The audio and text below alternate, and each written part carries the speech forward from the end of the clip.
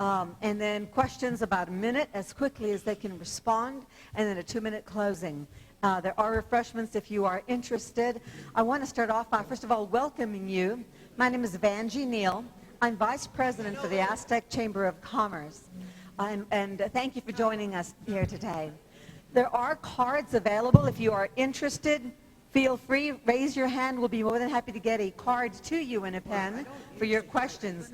If you do have a card, if you'll raise your hand, Sandra Lanier will come by and gather that card from you. I also want to share with you that just a correction in a statement that was made last week. The questions that were presented to the candidates were not prepared by the Aztec Chamber of Commerce. We gathered those questions that were submitted to us to our link, through our phones, through our website, and we transfer that information to card, and those cards were asked of the candidates. So I want to let you know that those questions did not come from us. They did come from the community. As will be the same thing tonight. We have questions that were sent to us. Mr. Micklin has those cards. We've been handed cards as you entered as well. We're excited to be here. Today is our final day for the form for the elections. And I think unless everyone has any questions, we are ready to begin. Scott? Thank you. Good evening, everybody. Nice to see you all here tonight. I'm Scott Micklin. I'm the general manager of KSJE, the public radio station playing jazz and classical music at San Juan College at 90.9 FM. It's great to be invited back. Candidates, thank you for coming back. Great to see you all here. Same format as last time, condensed to about an hour. So as we've heard, 2-minute opening statements. And so we're going to kind of start in the order that you're all seated in. And then we'll shift by one, so everyone will have an opportunity to answer a question first tonight. And so we'll get started, beginning with Caleb Robinson. Since you are sitting there first, you're going to start for us with your opening statement for 2 minutes, please. How y'all doing? I'm Caleb Robinson. I'm running for District 1. I grew up in Aztec, me and my wife. We both graduated here. I used to work for the city in Public Works and Parks and Rec. Before that, I was in the Air Force, and currently I run the Aztec Bistro. Bought it about 1.5 years ago. So I have 3 kids. Been married about 10 years. So I definitely love Aztec and love what's going on here, and I love being part of the community, and just have an interest in seeing just to continue to progress and just be a great place to live and play and work. So. Thank you very much. And candidates, I'll direct your attention to our timekeepers who are right here in the front row, so they'll be keeping time and giving you that 5-second kind of wrap-up card when time is running short. Next, Austin Randall, please. Good evening. I'm Austin Randall, also running for District 1 City Commissioner. I also grew up in Aztec. Me and my wife and my 3 kids now live here in town. I also work for the city in the purchasing department, and I would just like to get on this commission and bring a new perspective and ideas. I understand how the city works already, so I kind of have the background in it. I'm very excited to if I can get on there and just offer a little different view than the commissioners that are up there now. I care a lot about the city, care a lot about this town. I feel just from my years working at the city, I'm kind of vested in it. I take a lot of ownership of the projects and feel, sense of pride in the city that I was able to help out and work on while I was in the purchasing position. And I'd just like to get back in there and continue to make sure, funds are being spent wisely and everything's efficient and running smoothly. So thank you very much. Thank you. Roberta Locke, you're next, please. Hello, I'm Roberta Locke, and I'm Get right up on that microphone, too. I want to make sure everybody can hear District you. 1. That goes for every candidate. And I'd just like to say it's an honor and a privilege to serve the people of Aztec for this first term. As a fiscal conservative whose family has lived here for 4 generations, I ask for your vote so we can continue forward with what we started, which is making Aztec a wonderful place to live, work, and play. A gateway to the natural beauty, historical ambiance, rich cultural heritage, and adventurous destinations that surround us. As far as my qualifications, I have 20 years experience of public service right here in Aztec and Farmington. This is the end of my first term. I am a graduate of Leadership San Juan, Leadership New Mexico, and I'm also a Municipal Official League Institute Certified Public Official, I believe is what it's called. I can't thank you all enough for your loyalty and your support, especially your kind emails, notes, and phone calls over the past 2 weeks since I received the extortion letter. I am your candidate. I will never quit on the good people of Aztec. I will never walk away from my town and my friends over one hater in our community. I would appreciate your vote on March 1st, and thank you for allowing me a second chance, a second term to serve you. Thank you very much. Beth McClure. Okay. I think I'm going to have to hold this because We're not I going to know. stay. Oh, wait. Okay. My name is Beth McClure, and I have lived in the Aztec area for 17 years. I'm pretty much known around town as an artist, but I think, and I have chosen to run for the Aztec Commission. I don't have any background in governing, but I do have a background in community involvement. And in 1999, when I moved here, it wasn't very long. I don't even think it was months. And I was involved in a lot of community projects, mainly the library. And I became a member and an officer of the Friends of the Library Board. And then I was involved in, they had a women's shelter here called Sarah's House.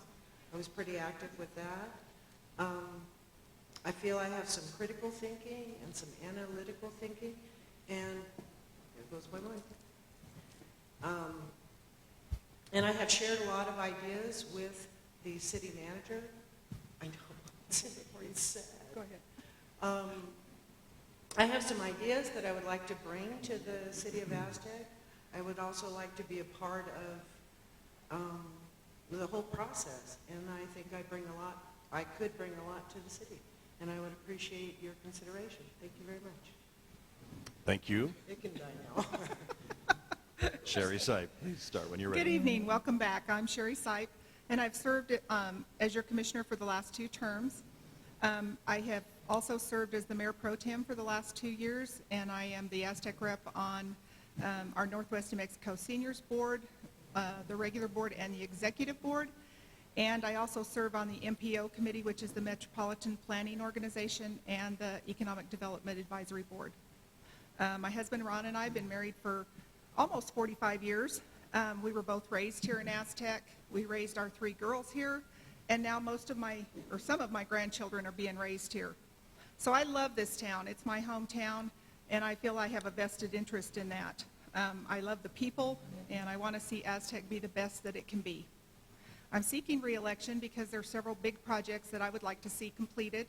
One of them is our arterial route, the sewer outfall line, our North Main extension, our business incubator, and also finding solutions for our flooding and drainage issues. We're facing some tough economic times right now, and as our GRT continues to drop. But however, because of sound fiscal policies, the city's in great shape. I believe the best way to combat the poor economy is to aggressively seek businesses, opportunities for our community, striving to make Aztec business friendly and to help businesses be successful. By adding infrastructure, we are ensuring that we are ready to welcome new business. I feel the city is headed in a good direction, and I want to see it continue to move forward. I will continue to listen to the citizens, gather facts, ask questions, and make informed decisions on issues that face our city. I hope to have your consideration. Thank you very much. Thank you, everyone. Appreciate all of our candidates, and thank you for the questions, everyone. We'll start with those. And again, you'll have a minute to answer. We will switch by one now, the order. So, Mr. Randall, you're going to start with your answer to this question for us, and then we'll go down the line. Question reads, the city has spent a lot of money on new lights and curbs and flowers and other things to beautify Aztec. It appears our city commission finds it more important to beautify our primary arteries than to have streets that are in good repair, which do not make it miserable for people with physical injuries to travel on them. Would it not be more financially responsible to repair streets and have the businesses in the city provide the beautification budget as Farmington does? Mr. Randall, beautification. All right. I understand how some of that works. The street improvement plan that the city has in place, the engineers put together, put all the streets on a schedule based on all the studies they've done that make them, great on I forget what the scale is, but, basically good shape to worse shape. And they're on a rotating schedule as far as funding goes and budgeting every year to repair those streets and sidewalks and everything that goes with it, curb, gutter. I really do appreciate the city, what it's done as far as the beautification process, the progress we've made, the medians, the lights. I think it looks wonderful, fantastic. And I believe what they're referring to is how some of the medians and stuff in Farmington are sponsored by businesses. And I'm not sure Aztec's at a place where we can have businesses do that. I'm sure it's something we could possibly offer and see if anyone's interested, but I just don't think we have enough big business in town that could afford doing that. Thank you very much. Roberta Locke, same question. Beautification versus street repairs. Well, I think they're both important, and we have spent a lot of money on beautification. But we really needed to clean up our town and make it welcoming for business and inviting for tourists and whoever is passing through and for those of us who live here. However, I do agree with the resident that many areas of this city are neglected, and many promises were made years ago to people who were annexed, and they need their infrastructure that they were promised.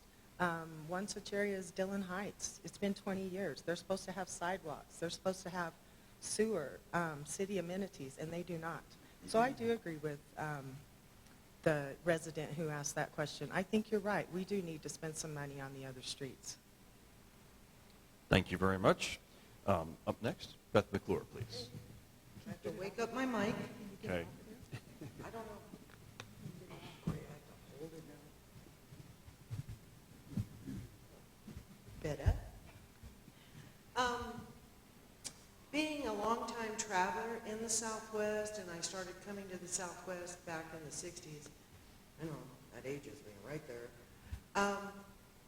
I know for a fact that if a town, or even, especially the smaller towns, when they have this charm and all of this ambiance and the beautiful look, it makes people stop and think, well, I want to be in this town.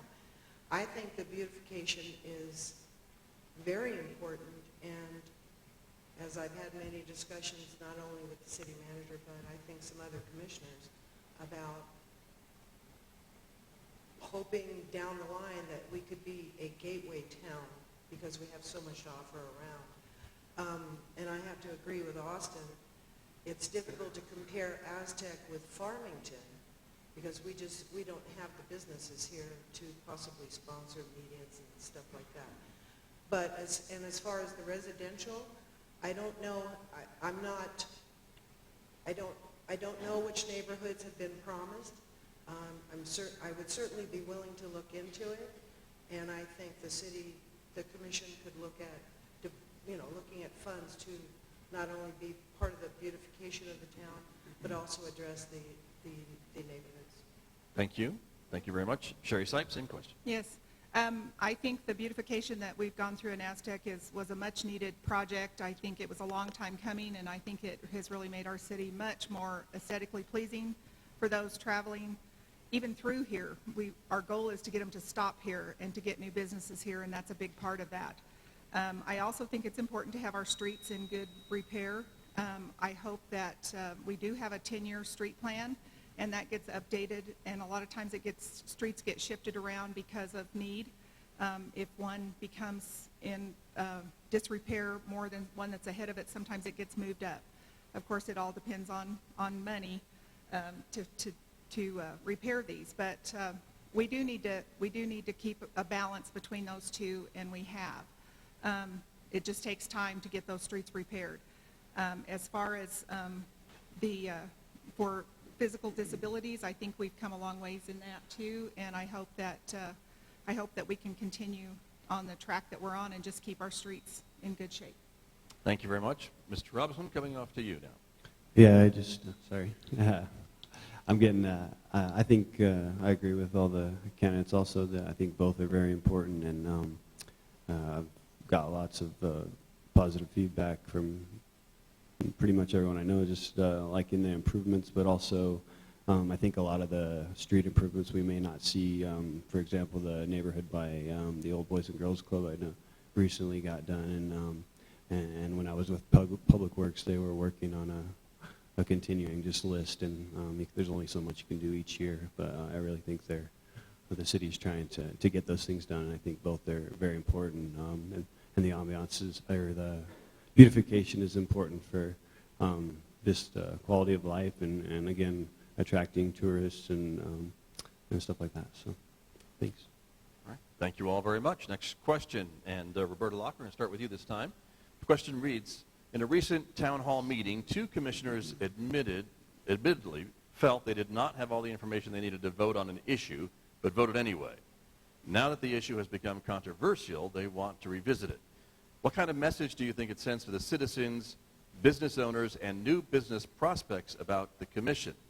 How can you ensure that you can make an informed decision on issues and stand behind your vote? Well, we do need to be informed, and we need real numbers, and we need them sooner than 10 minutes before the commission meeting. We need to, if we're going to bring a big business into town, we need to have a public meeting and ask our residents if they even want that business into town. I voted yes on the infrastructure without realizing how devastating it would be for the Duesenberries and the other small businesses in town. Thank you very much. Beth McClure, same question. Well,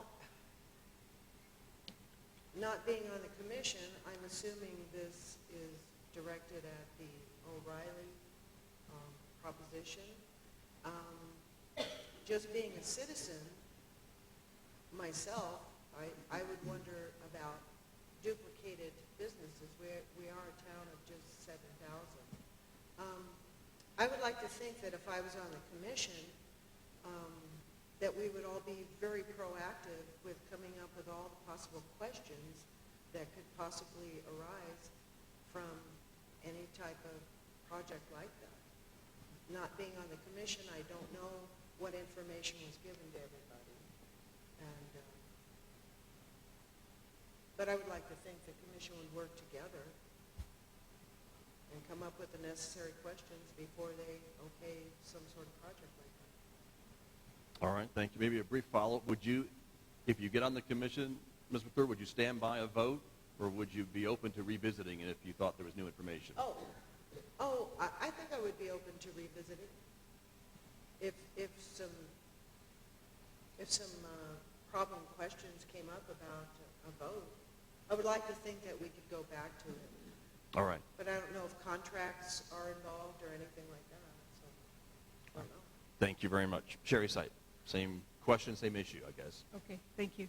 I think that the first part of that question was, well, how do you think it appears to the citizens and the businesses and prospective businesses? And I think it would not instill a lot of confidence in them if they thought somebody voted on an issue without having all the facts. There are some things in place that we could have maybe asked for another time to consider it if somebody thought they didn't have all the information. I believe we had a workshop on it before. I'm not sure if we did or not. But I felt like we did, and I asked questions, and I always do before I vote on an issue so that I feel like I'm informed. So I don't think that would instill a lot of confidence. The second part of the question was? How can you ensure that you can make an informed decision on issues and stand behind your vote? Thank you. I think that by doing your research ahead of time and talking to the citizens and getting all the facts, I think that's how you ensure that you make the right decision. Thank you very much. Caleb Robinson, you're next. Yeah, I also think it's important to get all the information before you make those votes, and if you don't feel like you have it, maybe hold off until you can gather all that information, and because it doesn't send a good message if we're having to go back and revisit everything. So if we just maybe if anyone's uncertain, I think we should definitely go back and get all the necessary information that we need before we hold a vote. It may take things a little longer, but be making more informed decisions. All right, thank you. And Austin Randall? Yeah, I believe the portrayal of it is pretty negative as far as, you lose confidence in those people. You make a decision, whether you're informed about it or not, you need to, if you're questioning yourself or your decision, there's a process of tabling items. I mean, no one's forcing you to make a decision right at that moment. I understand you need as much information as possible, and maybe there's more research that needs to be done. Perhaps that's staff that needs to bring more information. Perhaps it's your own personal research into every decision you make. As commissioners, your decisions affect everyone in the city. That's who you're representing. You need to be as informed as possible to make the right ones. It's very convenient when things start to go in a different direction to come back and say, oh, well, I didn't mean to, or I would have changed my mind if I'd have known. You need to try to at least stand behind your decisions that you make and make the right ones to start with. I do believe in revisiting issues, but rescinding decisions is, just looks bad to those looking in. All right. Thank you all very much. Next question. And Beth McClure, I noticed you sat in the middle of the group this time, but I'm still going to ask you a question first. So you're going to go first this time. Here's the question. From a determined recycler, and this person writes, I've been very disappointed in Aztec's lack of support for recycling. Question is, what will you do to make it easier for Aztec residents to support complete recycling? Beth McClure. Well, there are a lot of people in this community that are very involved in the recycling. I know myself. Ms. McClure, may I have you move that mic just a little closer to A little closer. so we can hear you. Just hold a little closer to you. I think for a lot of citizens, recycling is very important. They're obviously very environmentally minded. I think there have been too many times where, even though it was posted on the gate, the recycling people had to leave their items outside the gate. I know some calls were made, and maybe it was a staffing issue, and I think as a city, and it's small enough, we could maybe work on the department. I think it's Parks Department that helps out with that recycling center. And if citizens are that interested in recycling, we should make it very available. Thank you. Sherry Syke? Yes, I would like to see us get more involved in recycling. I think it's a great idea. It's very costly to do that, and to do the two separate bins, if you will, for the recycling and the trash. But it's something that we definitely need to keep in mind as we grow, to try to do that better. As far as the recycling center, I think that maybe check on the staffing of that so that it is available to the citizens at routine hours. But I did visit in Michigan, actually, and I've brought it to the commission's attention a couple of times how they do it there, and I know, but it's a statewide thing, but it's very effective. You don't see bottles and glass and stuff along the highways, aluminum cans, because they charge a deposit, but it has to be a statewide thing, but it's something that I would love to look more into. Thank you. Thank you. Caleb Robinson. I think they do already have a program. I'm sure it could use a lot of improvement. They only have one person to run it. I'm not really sure on the exact what we could do. I'd be willing to look into what we could do to improve that. Honestly, I couldn't give you an answer for that up front. I'd have to investigate and look into to make a better decision or give you a plausible answer. Mr. Robinson, do you agree the current system needs improvement? Definitely, I think so. All right. Thank you very much. Austin Randall. I believe there's always room for improvement. I know we do have a recycling center, and maybe the issue is, I've talked to people all the time that didn't even know we had a recycling center. So I don't know if the issue would be staffing or just maybe publicizing it more, getting it out there, maybe more signs showing where it's at. If anyone wants to know, it's over by the library in the old Public Works building, I guess. Yeah, I mean, a town our size, I feel like we have a pretty good program in place as far as the center, the bins and everything. I'd have to look into it more, but, you know, if you're that committed to recycling and reducing the carbon footprint, you can always bring everything down to the recycling center, and it's not that big a town. Driving across town doesn't take very long, no matter where you live in the city. So. Thank you very much. Roberta Locke, please. Well, all the candidates make some good points. It's a great idea, and it's good for the environment. Ms. Locke, let me have you move that mic a little closer because we just want to make sure we hear you. It's a good idea, and it's good for the environment. But it really is costly, and there's not a lot of options here where we can take the recyclables. We can recycle as a city. We can set up more containers. We can sort our trash into receptacles or recyclables and trash. But we need a place to take the recycling from Aztec beyond San Juan County. Recycling is important to me, and it's important to the city. But apparently it's not a priority for the state of New Mexico because there's really no place to take it. Thank you all very much. Next question, Sherry Syke, we're going to start with you. Question is, how long can a business be shut down, in a dilapidated condition before the city takes action? For example, gas station on Main Avenue, fenced off, the first thing you see coming into Aztec, it's been like this way for 2 years or 3. What could be done about something like that? A seemingly closed business, I guess. I know that they've been doing some remediation and stuff at that gas station that's mentioned. I honestly don't know for sure whether that would, I assume that would fall under our code compliance. I know it doesn't look good when we come into town to have those things there for a lengthy amount of time. But then you're also limited with it being private property, and the fencing is not really like a trashy thing. It doesn't look good, but I'm not sure how many teeth we would have in addressing that unless it was a safety hazard or something like that.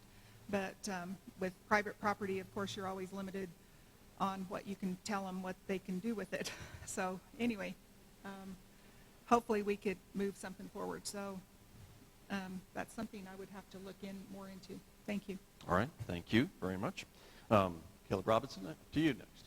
I'm not sure of any existing policy that would, like Sherry said, what you could really do with private property. It would be nice to maybe come up with some sort of encouragement or policy, maybe if possible, to encourage open businesses in those buildings, in those places. We have a bunch of beautiful buildings downtown that sit vacant or aren't used that could be great places for businesses. So it would be really something good to look into, some way to encourage or maybe enforce just using those buildings for something. Just give a little more alive feeling downtown.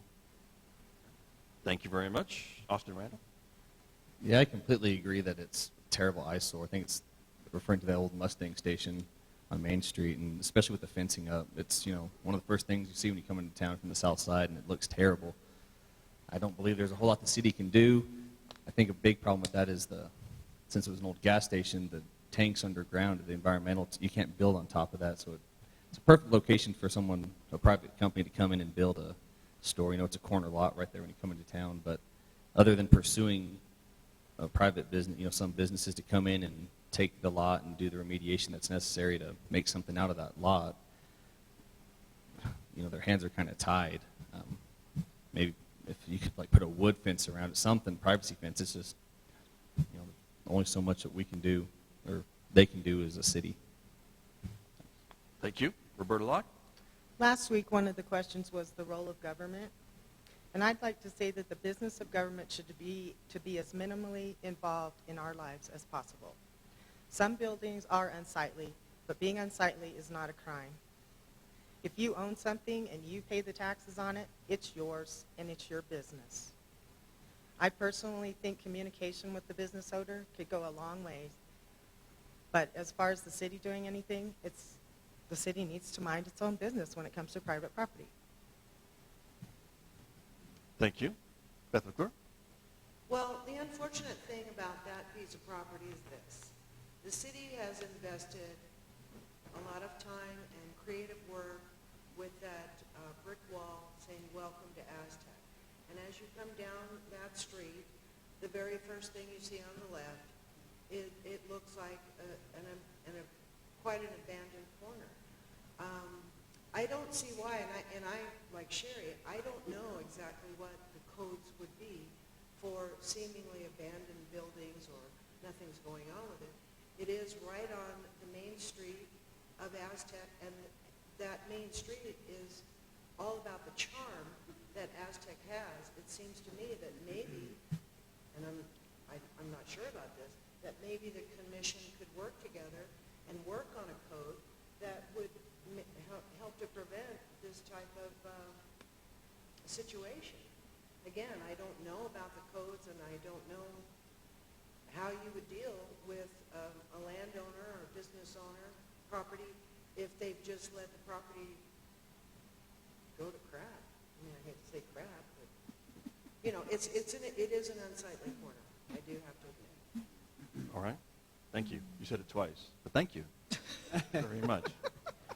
Next question. That's all right.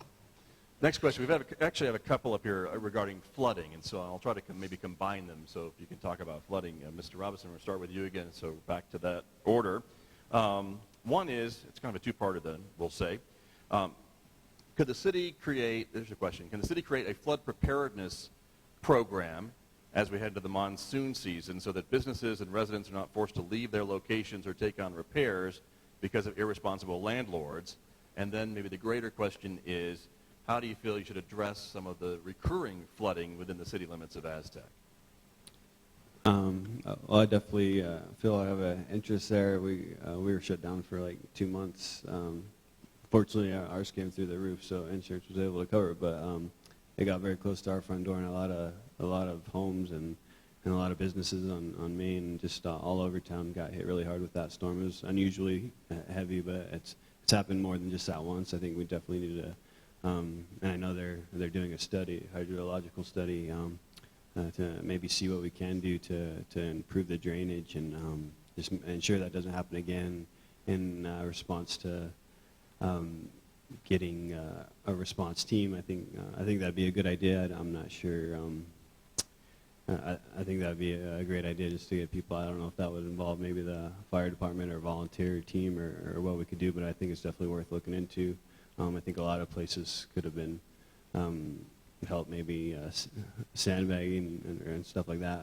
But definitely, I think the main thing we need to do is fix the drainage problems as a whole to have a more permanent fix, so we have less need for response. Okay, thank you. Austin Randall, same question about flooding, flood preparedness, and also recurring flood. Yeah, I agree, especially, with the two almost back-to-back. There needs to be some sort of program. People need to expect it rather than just think, oh, it's not going to happen again for another 10 years. I understand there's a lot of frustration in the city and with citizens that, it seems like nothing was done since the first time. I think it just takes a long time to design and get everything in place to do it right the first time. You can't just start, making the ditches bigger or emptying arroyos and trying to, throw stuff at it, throw money at it, trying to fix it. You need to study and see what's going to happen so you can get it right the first time to handle that amount of water. I think there's a lot that you can do as the preparedness part if you know a storm's coming or if it is that season. Some of these rains seemed like they were unseasonal. But as far as the, keep working towards it, there's money in the budget, and there needs to continue to be money in the budget to keep making it better every year, but it just doesn't happen overnight or even in 1 year. Thanks. All right, thank you. Roberta Locke? The flood control needs to be an absolute priority for the city. We had these 2 100-year floods in a 2-year period. I think it's becoming part of our weather pattern here that we shouldn't wait 100 years to do something about it. There are things we can do ahead of time, like make sure that the arroyos and drains are cleaned ahead of time, not after the flooding. And I think it's really sad that people lost their homes and they had to move their businesses off of Main Street because of the second flooding. It's just sad that we didn't take care of that beforehand. And that is a huge priority the city needs to take care of. We have 3 hydrological studies out right at the moment, so hopefully that'll give us some insight on what to do. Thank you very much. Beth McClure. Well, and maybe with these hydrological studies, the city could be guided. Does that close it up? Sorry. The city could receive some sort of guidance. It's funny. I mean, it's almost like I wrote that question, but I didn't. Because I had brought up to some commissioners and the city manager, and believe me, I don't know how to formulate a plan as to present to the citizens who reside here and the businesses. But it seems to me that certainly we could research it and maybe work with the Aztec Fire Department, that we have some sort of community plan in the event of the flooding that we have had in the past 2 years. Because it seems like the new normal is no longer, I don't think we can conceivably say it's a 100-year flood.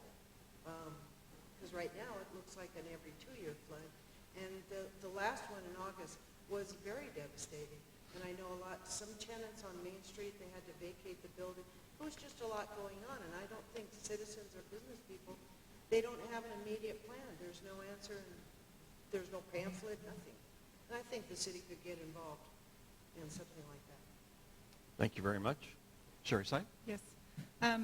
Of course, nobody could predict the second flood, the rain that we had, and that amount of rain that comes down in that short of a time, it's going to be hard to control it regardless.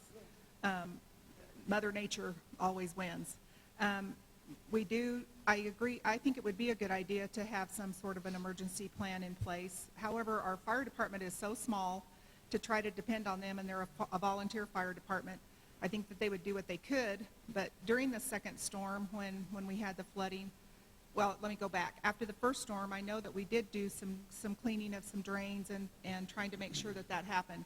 The problem is that with arroyos, for those of you that have lived in New Mexico very long, when it starts, we can do what we can do in the city limits, but those arroyos start up in the hills out of the city limits, and we can't control what comes down those on a huge rain like that. So even if they were clean, slick as a whistle, they could still get blocked with trees and trash and debris. I'm not big on studies, but I think that this hydrological study is absolutely necessary to help us know what the best solution is. Thank you. Thank you all very much. Next question, Mr. Randall, we'll start with you. And it's all about accessibility. And we have 2 questions about that issue this evening. I'll try to combine them both again. Between jobs and family, do you have time to devote to the city as a commissioner? And will you be accessible for input, questions, and problems of local citizens or businesses with all your other commitments? Yes, accessibility is super important when you're a commissioner. I mean, you're making decisions for the people of the city of Aztec, so therefore you should be able to get input from the people of the city.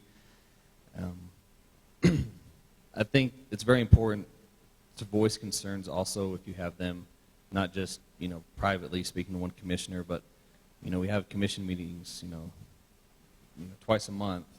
There's citizens input. There's a whole section where people, as many as they want, can come and speak to the commission as a whole and bring their, concerns and issues and anything they want. I know historically, attending commission meetings, that doesn't always happen. We don't ever get a very big turnout. But I know, with being a commissioner, you have a cell phone. It's public. It's on the website. It's on a card. I mean, you should be able to contact any of the 5 commissioners at any time to voice your concerns. So absolutely, with, even with the job and a family at home, family always comes first, but this is a very high priority as well. So you have to learn to balance it. All right. Thank you. Roberta Locke, accessibility. Just to clarify, my priority is being a mother and a grandmother, and then being a commissioner. I think a lot of people, the more they have on the plate, the more that they actually can handle. I tend to be one of those types of personalities. As far as accessibility, of course we should be accessible. That's why our information is on the city website. That's why it should be available if someone were to call City Hall. That's why we have business cards. Accessibility is key, and I feel I have been accessible. I apologize that Mr. Self didn't feel that we were accessible, and Ms. Blancett felt we weren't accessible, but our information and phone numbers are on the website, and I've always been available to talk to the residents, and always will be. Thank you. Beth McClure? Well, good news, Aztec. I'm retired. from the workplace. So actually, I personally would have more time than most. Other good news, I don't have kids. I mean, not that that's great news. I just didn't have kids. Well, I do. I have a big dumb dog and a very smart cat, but they don't monopolize a lot of my time. As far as accessibility, I actually would encourage this. I think if the commission, as a group, encouraged the citizens and the businesses to become more engaged with the commission, I can't see how it couldn't benefit that the commission interacted and engaged more with the community and businesses. And that's part of my pledge that I have been talking to people, should they vote for me, that I would be very accessible. And it doesn't matter to me how small your concern or your complaint or your comment is. I would be there for, and I'm willing to put my phone number on the website for the city of Aztec. Thank you. Sherry Sipe? Yes, of course, I agree with Austin. Family does come first. But I've always felt like I've made myself accessible. Our numbers are posted on the website. They're on the business cards. The city has them. If anybody calls and needs a referral, I think there's lots of places that they are, and I've always tried to be accessible, and I've always tried to return phone calls if people leave a message. Tried to always do that to the citizens and be accessible to them for any questions or comments. Thank you. Thank you very much. Mr. Robinson? I would echo pretty much everything everyone said. I think God and family come first, and I don't think anybody really wants anyone who thinks otherwise. As they're representing all of you, the citizens, I think most people have that priority probably. So that's the kind of people you want a commission, I would hope. But again, there's phone numbers and emails, and I think commissioners should definitely be accessible. That's their job, is to represent you. So we need to hear from you to know what you want. And I would encourage, thank you guys for being here. There's not a lot of citizens here that could be here, I think, and you can look at how many people actually vote in the city of Aztec. So thanks for being active in that. And I would say encourage your fellow citizens to be more active. If they want their voice to be heard, they have to speak up and they have to reach out. And I think everyone here will try to be accessible and try to get back to people timely. So thank you. Thank you all very, very much. Next question.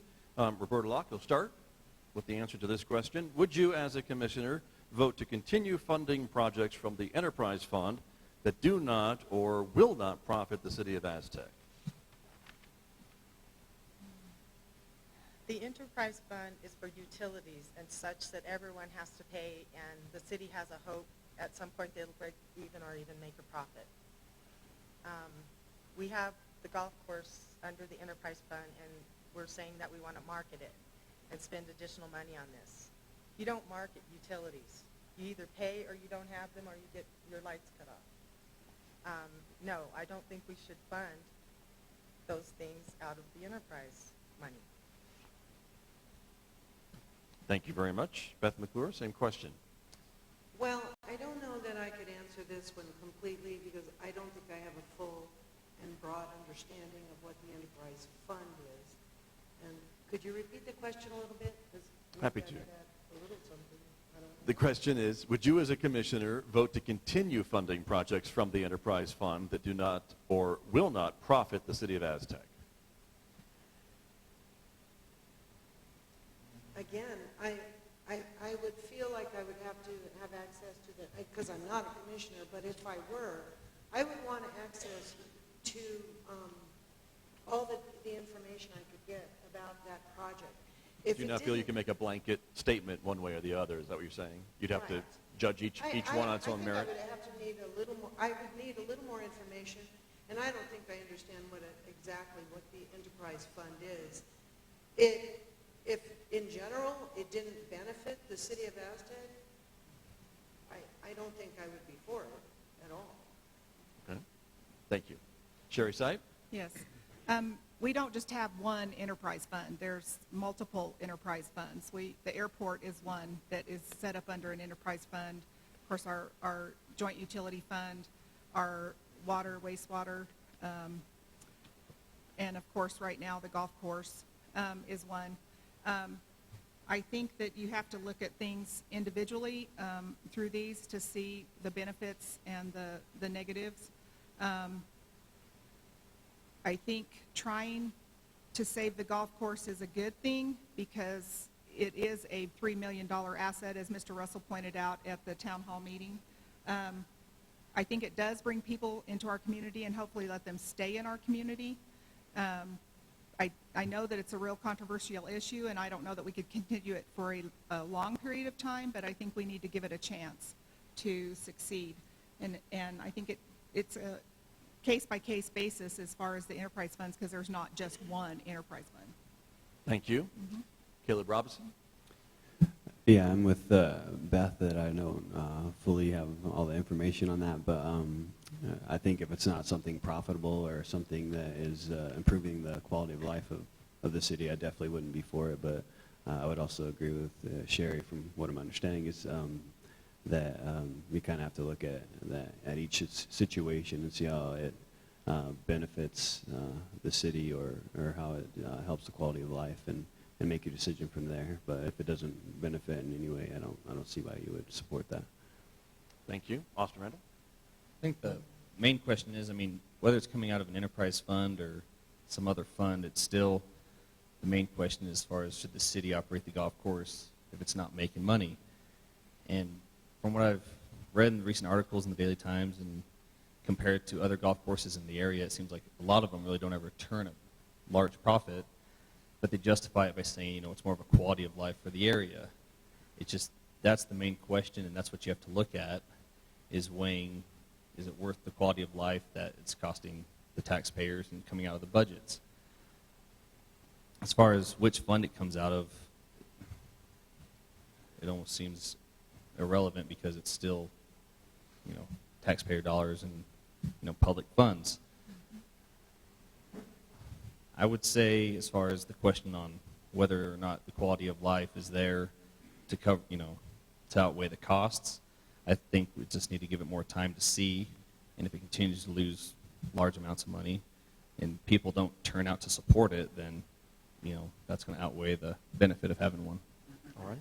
Thank you all very much. Next question. Beth McClure, you're going to start for us.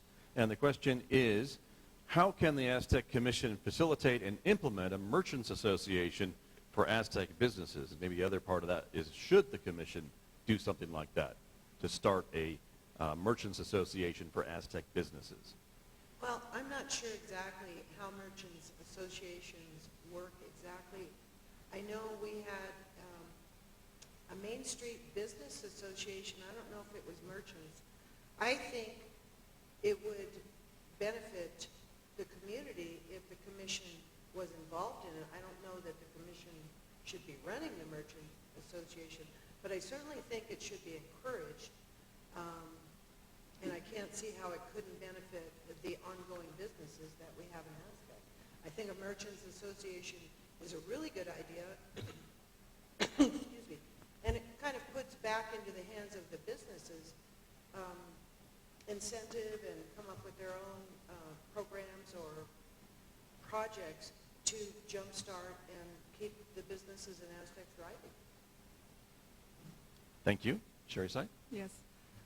We basically have a merchants association. It's called the Chamber of Commerce. And every business has the opportunity to be a member of that organization. And it's, I know we almost lost it last year or the year before, but it's coming back strong. And I wish that we could get all of our businesses involved in the Chamber of Commerce. I think that that's a huge issue. And it's a problem that we have here in Aztec, getting our business owners involved in that sort of thing, whether they had a bad experience years ago or whatever the problem is. But we have a Chamber of Commerce, and I think that it would behoove our businesses to be a part of that. Thank you. Caleb Robinson? Again, I think, like Sherry said, the chamber was kind of not as strong before, but I think they are being a lot more proactive in the than they have in the near past, but just reaching out to businesses. I think businesses should really just give that another try and maybe weigh all the benefits, costs with that, and see if businesses and the chamber can't work together, and see how we can benefit one another and grow businesses together, and just come up with ideas of how we can do that together. But I think the chamber is really being a lot more proactive. So I appreciate that as a business owner. Thank you. Austin Randall? Yeah, I agree. I'm not sure what the difference between a merchants association and the Chamber of Commerce would actually be, but I'd be willing to assume it'd probably the same people that are involved with the Chamber of Commerce would be involved with the merchants association. It seems like there's just, a limited amount of business owners that actually show up and care and, create the Chamber of Commerce. I think a key role in getting, a stronger chamber or a merchants association would just be to reach out and try to get more business owners to actually show up for the meetings and give their 2 cents. If they feel like they're not being heard or the city doesn't care, come to the chamber meetings, come to the commission meetings. Yeah, I'm not sure what a merchants association would be, but it sounds like it'd be the same thing with the same people. So. All right. Thank you. Roberta Locke?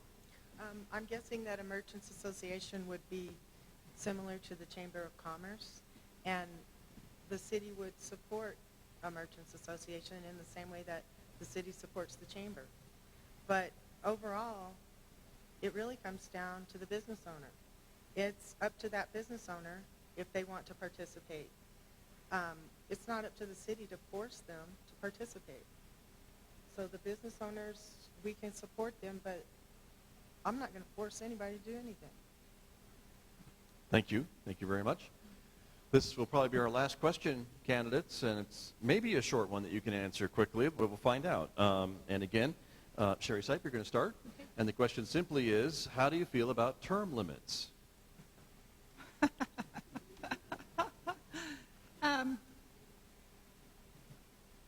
That's a tough one.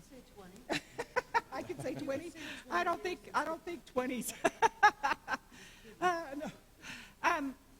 I don't know. I think everybody kind of comes to a time when they feel like they've served to the best of their ability, and I'm not saying it would be necessarily a bad thing. I don't know how you would determine that number, because it takes you at least one term, I think, to kind of, or at least half of one term, to figure out how everything works if you're not familiar with how everything works, because it's very complicated. So I think 3 terms would be great. Thank you. All right. Thank you very much. Caleb Robinson, term limits. I don't think they'd be necessarily a bad thing, but I think if someone continues to get reelected, that's the people voting who they want. So really, I don't know that it's kind of a moot point. I don't see what it would really accomplish, because people continue to vote those individuals in. So thank you.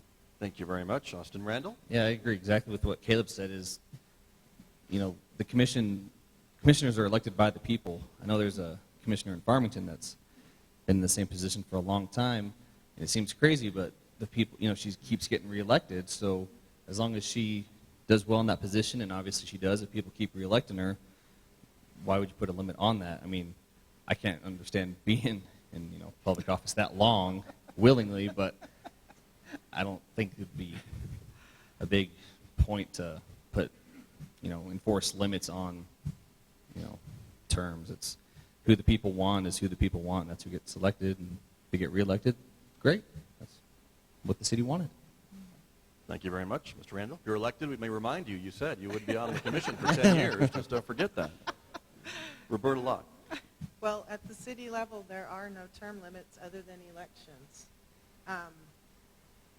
Personally, I kind of think that we should have term limits at every level of government. After 2 or 3 terms, people are just not effective anymore. They're just not. And it's just time to move on. Thank you. Beth McClure? I think term limits is a good idea. It doesn't mean one term. I mean, I'm sure the city could come up with a number. I think 2 terms is probably very reasonable. So actually, I am for term limits. All right. Thank you all very much.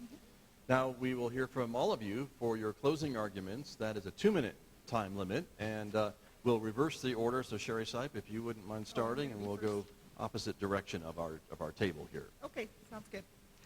Get real on that microphone so we can hear all of you, please. Okay. Once again, I hope that you will reelect me to the Aztec City Commission so that I may continue to serve all the citizens of Aztec. I assure you that I will continue to listen to all aspects of an issue, ask questions, and make an informed decision.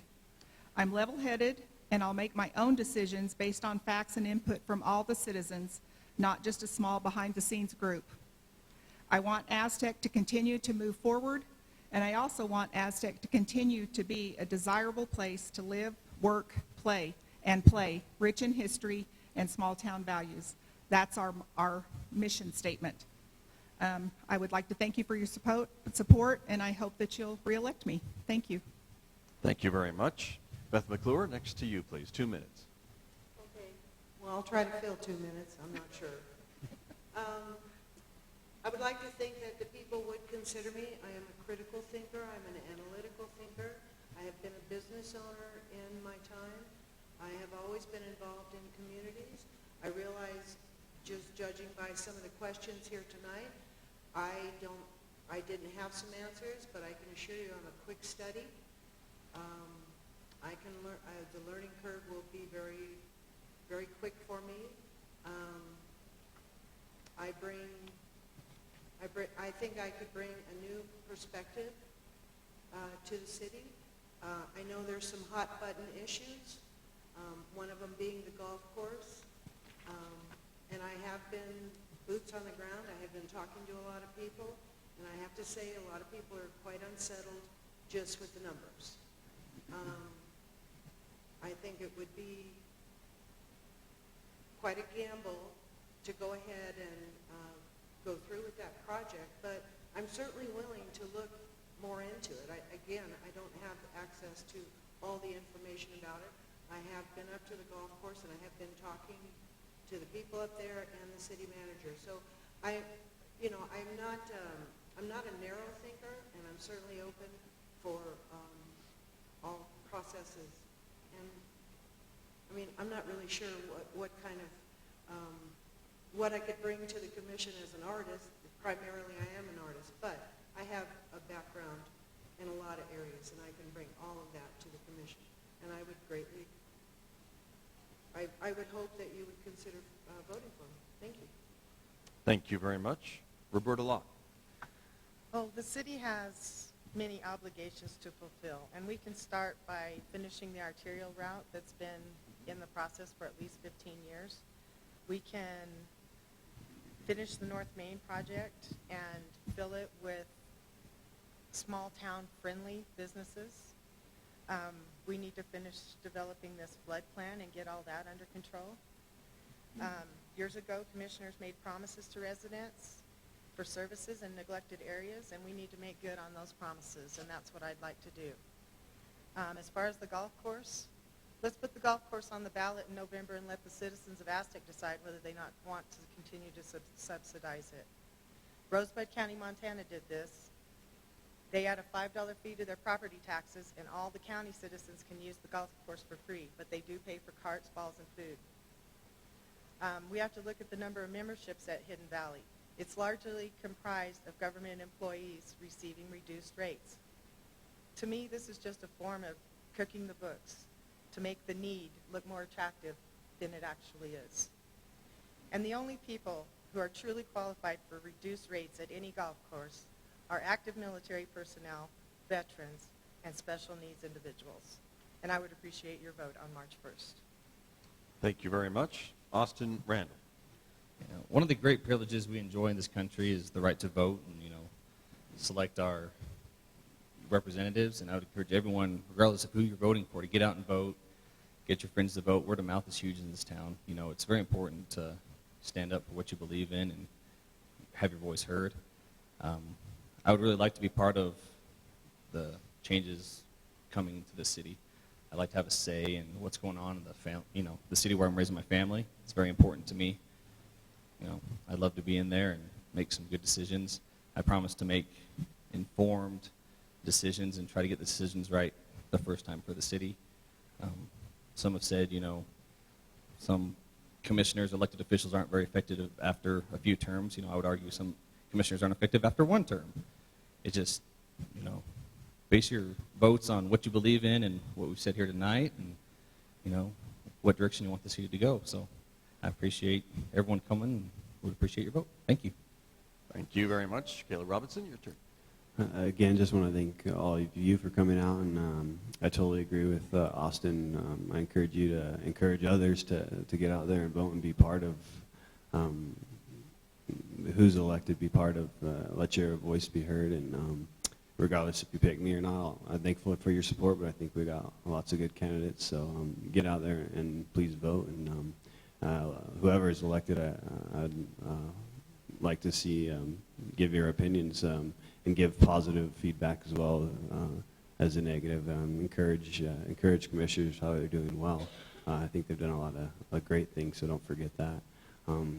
Try to look to that as well. But again, I'm raising my family here. I'm not going anywhere anytime soon. So I definitely want to see the city continue to improve and progress and be a great place to live and own a business and encourage others to see that vision as well. So thank you very much for your time. All right. Thank you all very much. Audience have been very polite. You can applaud all of our candidates, please. And also, how about a round of applause for the Aztec Chamber of Commerce for putting all this together? 2 of these this election season. Thank you all very much.